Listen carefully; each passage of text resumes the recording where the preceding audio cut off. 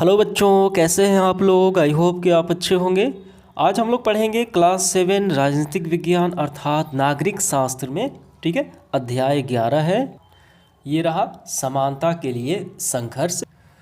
तो इस चैप्टर के सारे क्वेश्चंस को हम लोग हल करेंगे। आइए वीडियो को प्रारंभ करते हैं। तो देखिए यहाँ पे अभ्यास के 4 प्रश्न दिए गए हैं और पाठ के अंदर इसको हल करेंगे, लेकिन उससे पहले हम पाठ के अंदर वाले जो 2 प्रश्न हैं उसको भी हल कर लेते हैं। देखिए क्या है पहला, मछुआरे किन बातों से परेशान थे, उन्होंने इसके लिए क्या किया।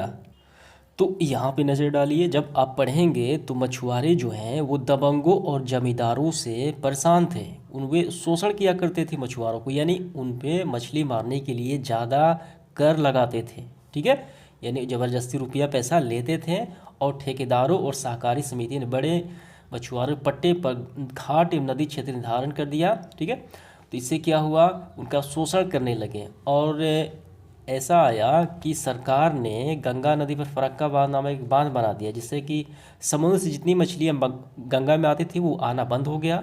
तो परिणाम स्वरूप वो भूखे मरने की नौबत आ गई। इसका आंसर हम कैसे लिखेंगे काफ़ी अच्छे से, तो इसका आंसर हम ऐसे लिखेंगे। देखिए, दबंगों और जमींदारों द्वारा मछुआरों का शोषण किया जा रहा था। ठीक है, जिनसे मछली मारने के बदले पैसे लिए जाते थे। ठेकेदारों और सहकारी समिति ने बड़े मछुआरों ने पट्टे पर घाट एवं नदी क्षेत्र निर्धारण कर दिया कि वहीं से आपको मछली मारना है। ठीक है, और इसी बीच क्या हुआ कि सरकार ने गंगा नदी पर फरक्का नामक स्थान पर बांध का निर्माण कर दिया, जिसके परिणाम स्वरूप क्या हुआ कि गंगा में समुद्र से मछलियों का बहाव यानी आना बंद हो गया।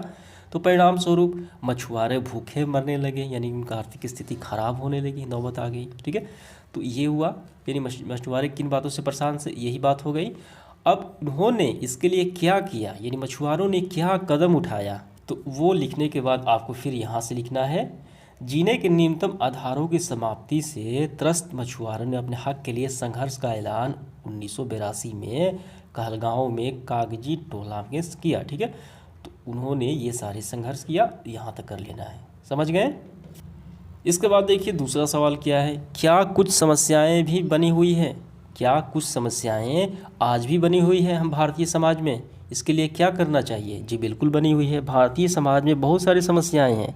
जाति प्रथा की भी समस्या, असमानता, ऊंच नीच की समस्या, स्त्री पुरुष में असमानता की समस्या, बहुत सारी समस्याएं हैं। इसको हम कैसे लिखेंगे, इसका आंसर हम ऐसे लिखेंगे, हाँ कुछ समस्याएं आज भी बनी हुई है, जैसे असमानता की समस्या, ऊंचा और नीचा, समाज में ऊंचे व्यक्ति और नीचे व्यक्ति। ठीक है, जात पात की भेदभाव, जात पात की भी समस्याएं भेदभाव होती हैं, महिला पुरुष के बीच असमानता। ठीक है, तथा उच्च जाति द्वारा निम्न जाति के साथ दुर्व्यवहार किया जाता है। इन समस्याओं के लिए हमें आवाज़ उठाना चाहिए, यानी क्या करना चाहिए, देखिए आवाज़ उठाना चाहिए, जहाँ तक संभव हो सके इसे दूर करने का प्रयास करना चाहिए, तथा लोगों में शिक्षा एवं जागरूकता लाना चाहिए, तभी ये दूर हो पाएगा। तो ये पूरा हुआ आपका दोनों प्रश्न।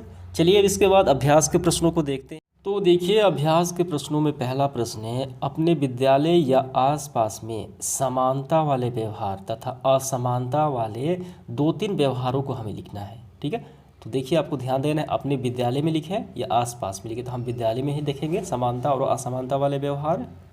तो इसका आंसर हम ऐसे लिखेंगे, देखिए विद्यालय में समानता वाले व्यवहार। ठीक है, डैश देना है, लिखना है, पहला विभिन्न जातियों एवं संप्रदाय के बच्चों का एक साथ पढ़ना, एक कक्षा में पढ़ना, वो क्या हो गया, समानता का व्यवहार हो गया।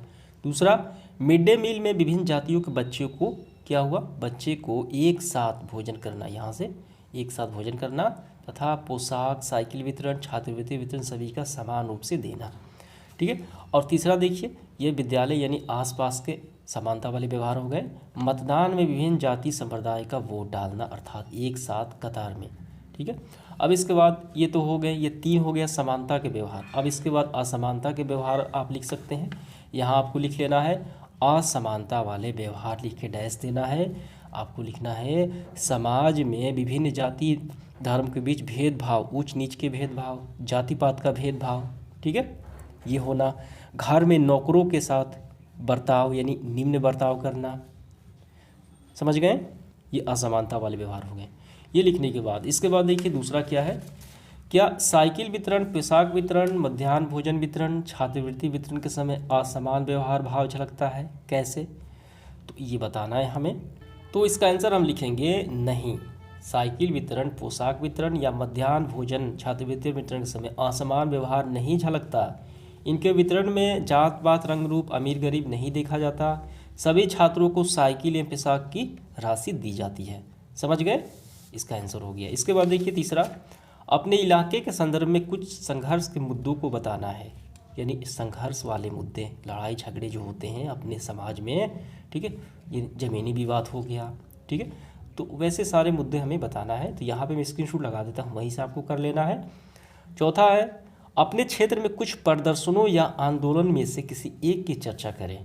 तो इसका भी मैं यहाँ पे स्क्रीनशॉट लगा देता हूँ, महिलाओं द्वारा शराबबंदी के लिए प्रदर्शन करना, ठीक है, तो यहाँ पे मैं स्क्रीनशॉट लगा देता हूँ, वहीं से आपको कर लेना है। तो सेशन समाप्त हुआ, धन्यवाद।